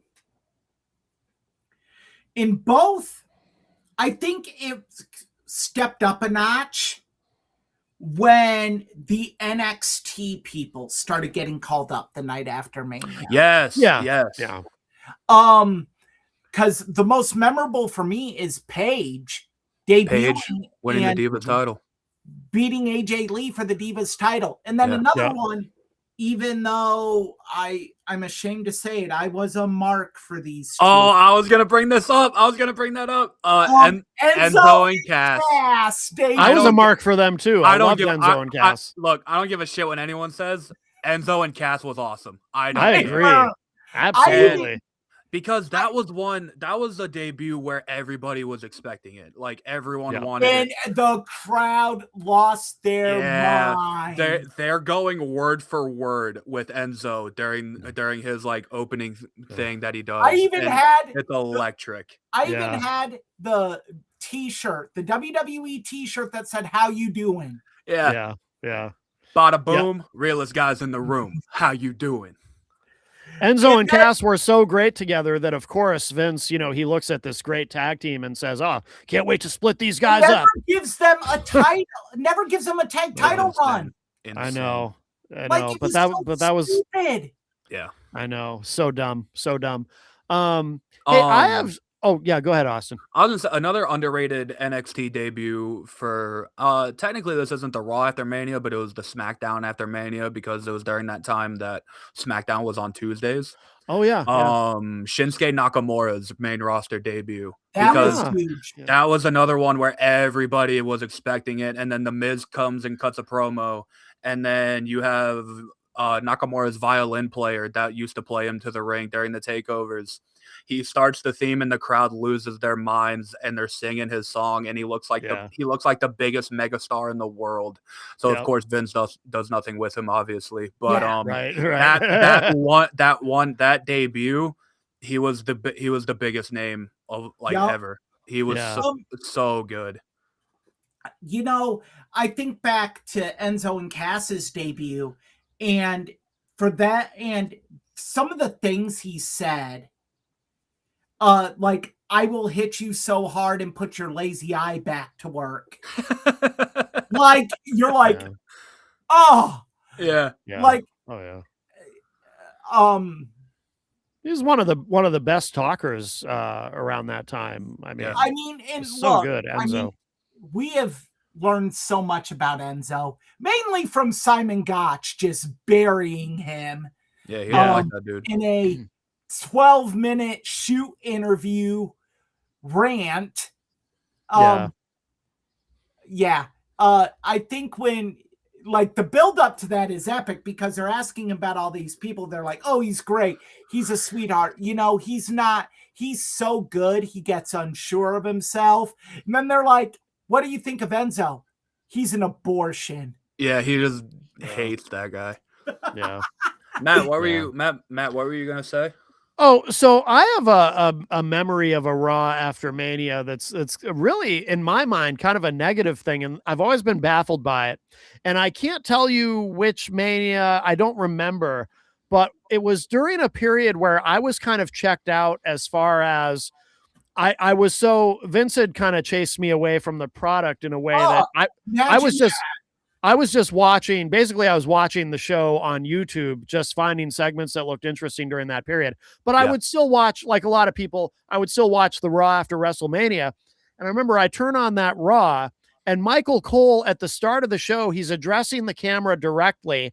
And I don't know if you guys remember this, and he this might have even happened more than once, but I just remember he addresses the camera and explains to the audience watching that the Raw after Mania, for those of you who don't tune in every week, the Raw after Mania, the crowd is especially amped up, and you might hear some really excited reactions tonight that you might not otherwise hear. And it's the Raw after Mania. And I just remember I'm hearing him explaining this, and I'm thinking, why the fuck would you communicate to your audience that tonight's going to be a good show? Most of the year, the show is shit and it's too boring to even watch. But because it's the night after WrestleMania, the crowd is actually going to be engaged and reacting to shit. So, but don't think that it's like that every week, because it's definitely not. That's basically what he was saying. And I'm like, why would you do this? And I remember they did that. I remember they did that for like a few years in a row. Did they? The Raw after Mania would start and it'd be like, hey, the crowd's gonna be a little weird. It's like, why do that? I don't get it. So strange. It was like the week prior, they'd be like, "Yeah, you can hear a rat piss on cotton with this crowd." But next week, Yeah. Tell you what. It's gonna be a hot crowd for the Raw after WrestleMania, and then the next Raw after that, it's gonna be another boring show. Just so you know, That's like so why dumb. do that? Why do that? Uh, I So know we're strange. giving Tupelo, Mississippi here a shit show, but I think an underrated Raw after Mania moment, and this might get talked about more than I'm kind of putting it on, is the night after WrestleMania 27. You have The Rock and John Cena in the ring, and everyone and their mom knew a match was happening at one point. Like that's just what The Rock was coming back for, and they set it up for a year later. They did something that Yes. they haven't done since. They shouldn't do it since, but the match kind of called for it in the way because this match was it was a fantasy match almost. It was they announced The Rock versus John Cena from WrestleMania 28. Yep. I like the idea on paper because you're pretty much giving up a year. You're pretty much saying, hey, a year from now, you're getting this match.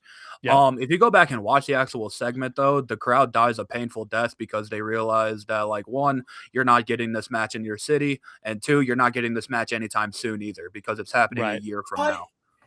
I think, but I understand why, because The Rock's schedule at that point, he was only going to be available for a certain amount of dates throughout the year.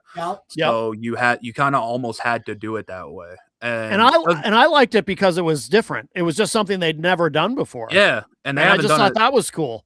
They haven't done it since either. They haven't announced a match that far in advance. Yeah, but yeah, I thought it was interesting. Talents in matches you can do that for. Yeah. Oh yeah, it had to be those guys. It had to be Rock and Cena. Yeah. For like Joe, you couldn't do that for CM Punk and Cody Rhodes. No. I don't think you could do it now. Period. Just because attention spans. I think. There's only one match I think you can do it with, and funny enough, it includes The Rock. I think if you were to announce, Rock and Roman a year in advance, you could get away with it. I really do. I really think you could. I think you could 5 years ago. And I agree with you in theory, Austin, but not in practice.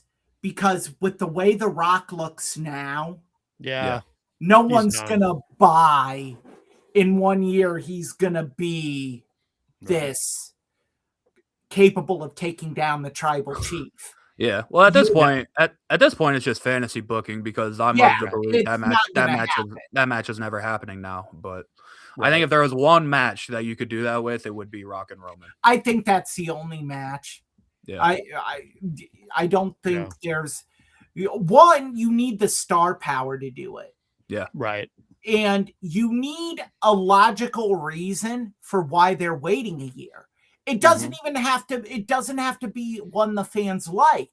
Just has to be one in their head. Like, this makes sense. The Rock's filming movies. Yeah. This makes sense to me that we have to wait a year. Right. And everyone forgets that they kind of did a appetizer of sorts at Survivor Series that year. They had The Rock and John Cena tag against the Awesome Truth. The Miz and R-Truth. Yeah. And they did a great job of billing that.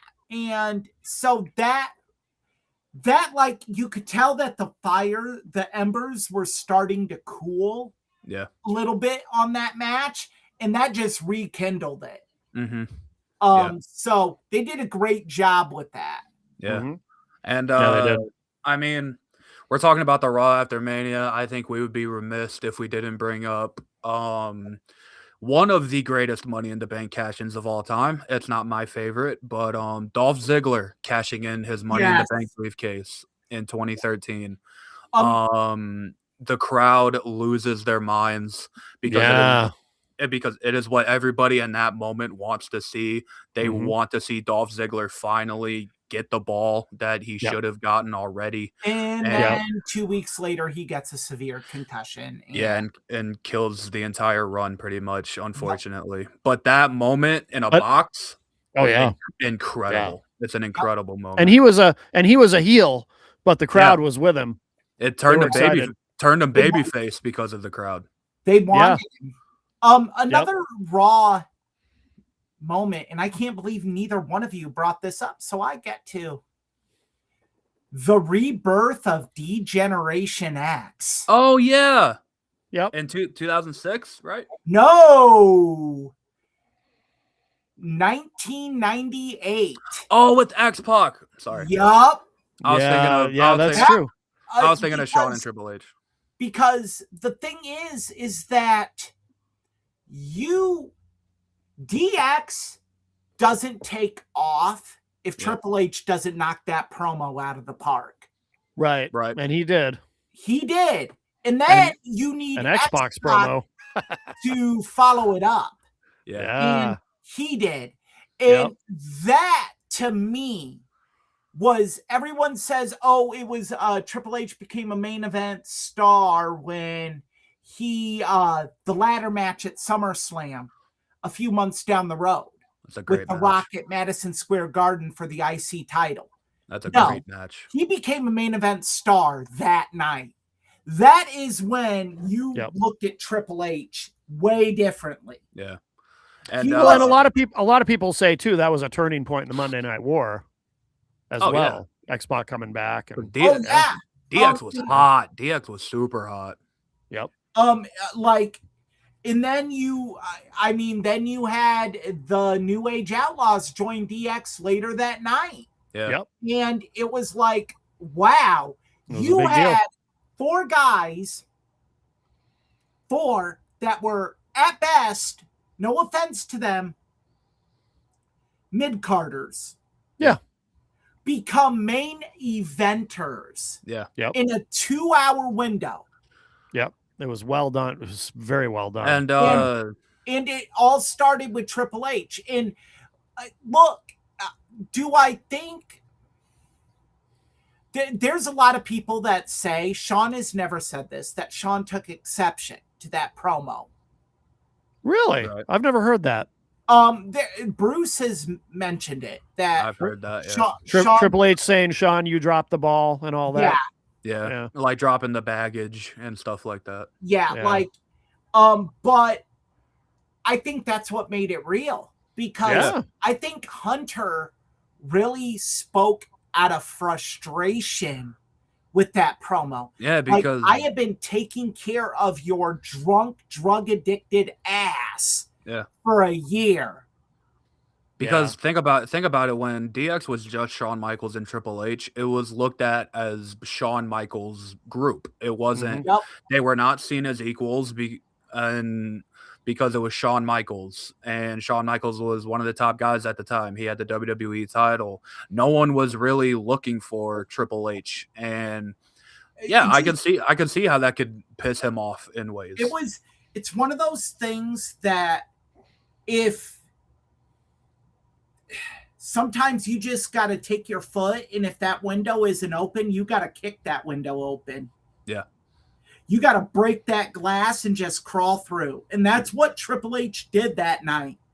And, I don't think we talk about Triple H at all like we do right now if that night did not happen. If that promo did not happen. Yeah. Because I agree. I don't think he gets that match with The Rock at SummerSlam. I don't think the next year he gets that interview with Jim Ross where he says, you talk about a student of the game. I am the damn game. That's probably he doesn't say damn.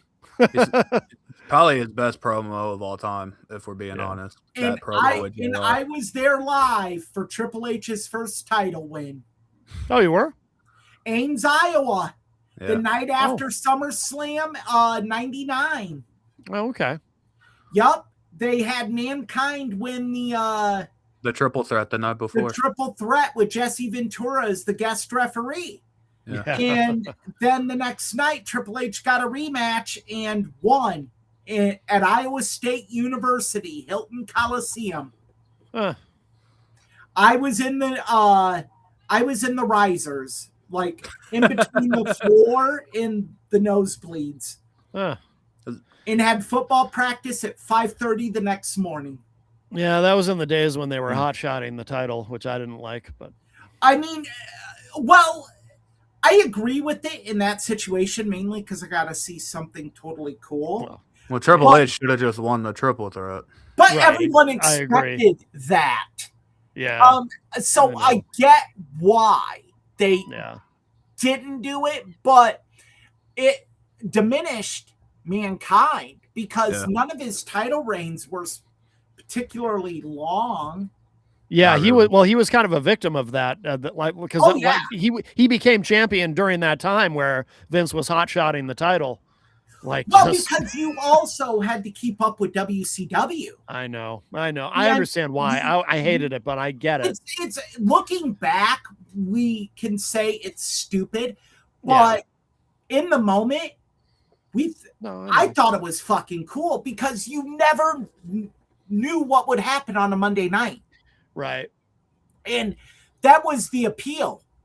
Yeah. Oh, no, Like, if you watched Raw, you could miss a title change on Nitro. right. Right. And vice And versa. yeah, vice versa. So I get it. But yeah, I think that looking back, that's my after Mania memory is Triple H's promo because that took DX to. In my personal opinion, that's the best version of DX. Yep. With Triple H, China, X-Pac, and the Outlaws. Because none of that's them, the best version of DX. Because they had no net. Yeah. If they wanted to do something, they did it. They invaded WCW. Yeah. I mean, and I can never watch that segment without laughing. Like, down where? Down there. And how much New Age Outlaws knocking on the door. Hello. Yoo-hoo. Yeah. That's great. And then how much did you pay for the tickets? They were free. It's like that was, I think that was the moment you were like, WCW is in trouble. Like, Starrcade 97, like, looking, that night you didn't care because you got what you wanted out of it. Eventually. But but when they did the whole convoluted storyline and they had the rematch on Nitro the next night and they had technical difficulties to pop a big rating for Thunder, and then Thunder legit had technical difficulties because of course it did. Yeah. Like, and then you had people buy the sold out pay-per-view to find out who they were gonna give the title to, and they're like, no, you two are having a match at Super Brawl next month. Yeah. And you're like, I just spent $30 on where Sting just fucking wins anyway. It's Yeah. just like Yeah. we were there. Yeah. Why? Yeah. We were there. Why? And knowing everything we know now, Hogan did it. Hogan knew what he was doing. Yeah, absolutely. Hogan knew. Like, poor Nick Patrick gets scapegoated for all of this, and it's like, no. That reminds me, though, you mentioned Hogan. Another big memory that I have is after Rock versus Hogan at WrestleMania the next night. Hogan comes out and that crowd he legit gets like a 10-minute standing ovation. Oh yeah. Yeah. They were so into him. That's when the NWO died. Yep. Yeah, because Hogan went back to the red and yellow almost immediately after that, and he was the dad version of Hollywood Hogan.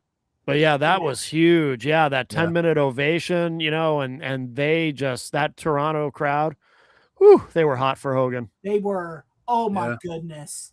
Just so many great memories. It's sad that appears to be dead. Yeah, Raw after Mania sucks now, and that's tough.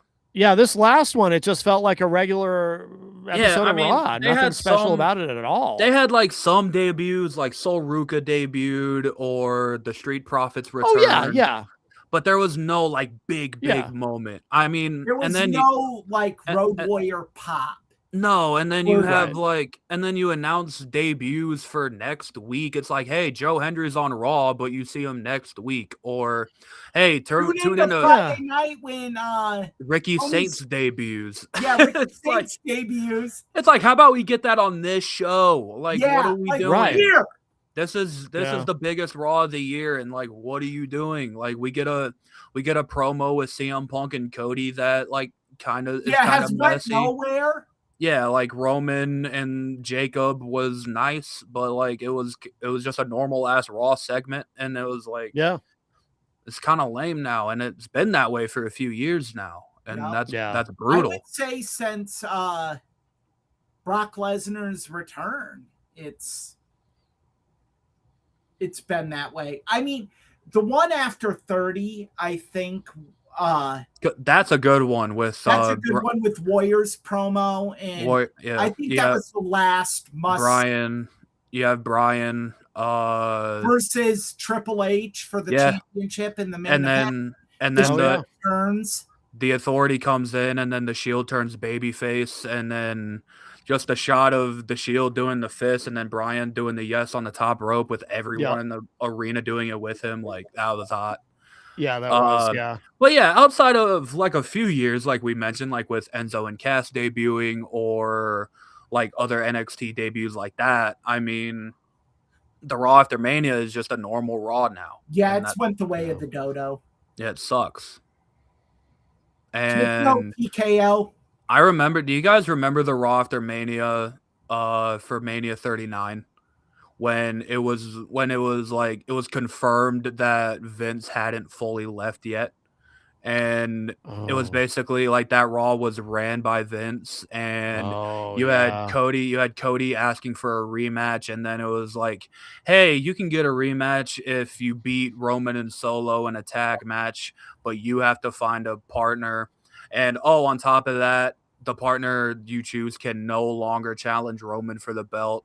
Brock Lesnar comes back, and then turns on Cody. Brock Lesnar turns on Cody, and Yeah. it was genuinely one of the worst Raw episodes ever. Yeah. Like, it was, like, that sticks out to me as like a bad Raw after Mania, is that one. Yeah. Yeah. I do wonder if there may be an opportunity to recapture that magic. I mean, You if can always recapture that magic. You just have a killer Yeah. Raw after Mania. Yeah. not at well, it's not. I don't think it's as simple as that. I think geography plays a role too. I mean, they can't do it at the next one because it's going to be in Saudi. But the next one after that, if it's in like Toronto, we were talking about Toronto a minute ago, or a city where you've got smart fans who are going to be especially mean- rabid, I think there's an opportunity to recapture It- that magic. Indianapolis is owed a WrestleMania at some point. There you soon. go. I have heard that for not the one after Saudi, they're going to have one night in America and one night internationally. Oh, okay. That's the rumor. One of them the is going to UK. be in Nashville, and the other one's going to be in the UK. The UK is finally getting a Mania. Oh, So Now- we're going to have half the roster in Nashville and the other half in the UK. And one of Really? them's going to feel shortchanged because one of them's going to get the Saturday and one of them's going to get the Sunday. It's a totally stupid idea. It is. Um, Just do both in the UK. Like, just give Right. WrestleMania. no, Just you give. can't do two straight manias internationally. Yes, you can. Just No, give. you can't. no, you're saying Let's give do the- do both nights, right? Do yes, both nights there. in do the UK. Saturday I and think that would Sunday be 2 in the years a UK. row that America doesn't have a mania. Okay, we've gotten it 42 years in a row. I think the UK can get one at some point. Yeah, Yeah, at if we're gonna some let- point if we're- we can get 45. If we're gonna let Saudi have one, we can let the UK have one. They can get 45. We should have 44 in America. Give it to Nashville. Nashville would be cool. No, that would be cool. Yeah. Like their new stadium. Yeah. Yeah, give it to Nashville. Maybe they can guarantee- if they do Nashville, maybe they can steal back Double J from AEW. Oh yeah, he can be the host. That's right. He's working hard on the go, but the hands on the clock keep spinning too slow. They could lure back Road Dogg too for that. I doubt that very much. For a payday, he'll come back for a payday. Especially now. He will. He will. Yeah. Yeah. You get anybody for a payday. Yeah. They always come back. Mm-hmm. They do. Mm-hmm. Well, any other thoughts on the what's that, Eric? I'm sorry. That was a horror film. They always come back. Oh, is it? Yep. Any other thoughts on the Raw after Mania, Please or should bring we? it back. Please restore it back to its once glory, because now it's a very missable show, and at one point it was must-see TV. Yep. Yeah, absolutely. All right. Well, very good. Well, should we talk about next week? Oh yeah. Oh, Should be a good boy. one. Matt, it's Yes. happening. Yeah. Judgment Day is here. Oh We Oh, are boy. going to talk about pro wrestling in cinema. And we're going to talk very heavily about No Holds Barred. Rip them. boy. Yeah. Rip 'em. Oh God. No Holds Barred, if anybody cared, has a 10% on Rotten Tomatoes. No kidding. Get Yeah. ready, Matt. Oh boy. Matt has never watched it all the way through, viewers. I've Yeah. not. I mean, no. I assume we're going to talk a lot about No Holds Barred, but there are other wrestling. There's a lot of wrestlers in movies. So Yep. Ready to Yep. rumble? We can talk Ready to about rumble. that cinematic master. I've never subjected W- myself to that either. WWE films, movies. I mean, you got See No, no, Evil. The no, Marine. no. Yeah, we got to bring it up. We got to bring it up. Oh dear Yeah. God. See No I've Evil. See No Evil is actually a decent movie. You can't change my mind. Yeah. I've never watched any of those. The I think Marine. I actually did see the Marine. Who was in the first Marine? John Cena. Cena The was. one with Cena? I think Yeah. I did actually see that one. Did you see 12 rounds? Oh my God, what a bad movie. That was awful. It might be the Is that- worst. I It might actually be. went to theaters and saw that. Is that the one with John Moxley? No, that's that Cena. is the one with John Cena. Oh, that's the, with Cena. the second one, I think, is John Moxley. Oh, okay. Gotcha. Then there's The Chaperone. the Chaperone. Then there's the drama they did with Triple H and Michael Rappaport. Oh yeah, what is that called? I don't even Drizzling remember that. Shits is That's what the name of it's the movie? called. Oh, I don't even remember that. Oh, I it's just remember bad. the only It Triple is H one I remember is the awful. travel. Inside Out. Oh, Inside Out? I don't even remember that. It's with Wow. oh. Yeah, it's with Triple H and Michael Rappaport. When I worked at Blockbuster Video, Okay, I googled Inside Out and the Disney movie came up. Hold on. Huh. An actual good movie. when I worked at Blockbuster Video, Austin would come and spend Friday nights at my mom's place, and he would take advantage of the fact that I would get free movie rentals. Yeah. Yeah. This kid would rent WWF movies ad nauseum. I had to see him. I had Yeah. to see him. If you Yeah. looked at my employee rental history, you would actually see like good movies like Social Network, The Wrestler, Yeah. like good movies, like artistic films. And then you would see 12 Rounds, The The Marine 2, The See No Chaperone. Evil, Yeah. Huh. like The one with the big show. It's called Knucklehead. Knucklehead. Oh God. Oh Just man. fucking terrible movies. But Yeah. when I was like 10, they were amazing. Well, of because course, yeah. I got to see my wrestlers in movies. Yeah, yeah. Of course. There's a reason why they're not full-time actors, buddy.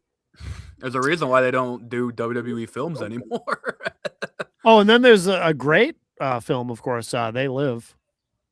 Yes. Yes. Piper, so underrated too as an actor. He's a good actor. I mean, it's kind of hard to act. You have He's a stoic construction worker. You have, But he's very and good. Yeah. Okay, then I of think course, he's very good in it. he is. and then of course you have Andre the Giant in The Princess Bride.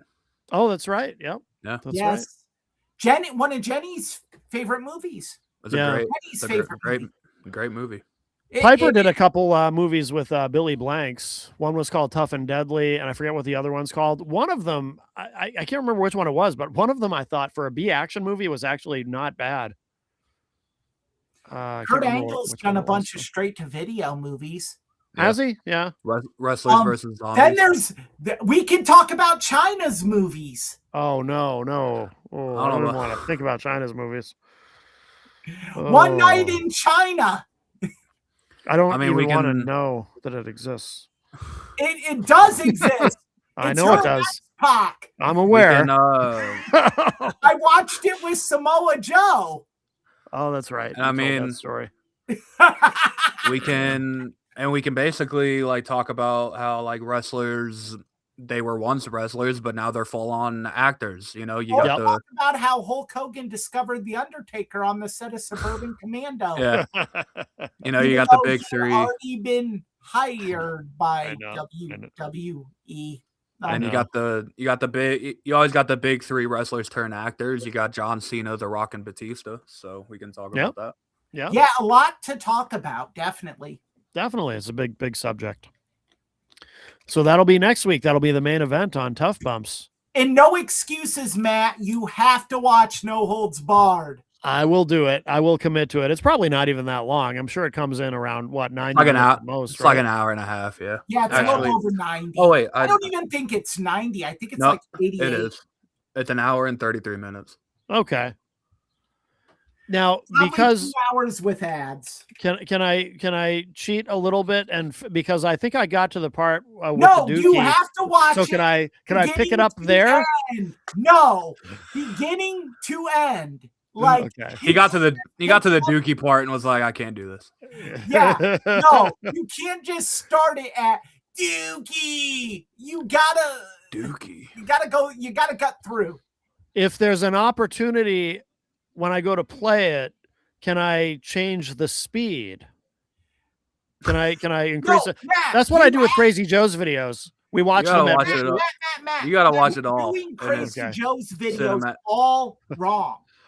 What you do is you just bring it up, click the unlike, and then pause it and read the transcript.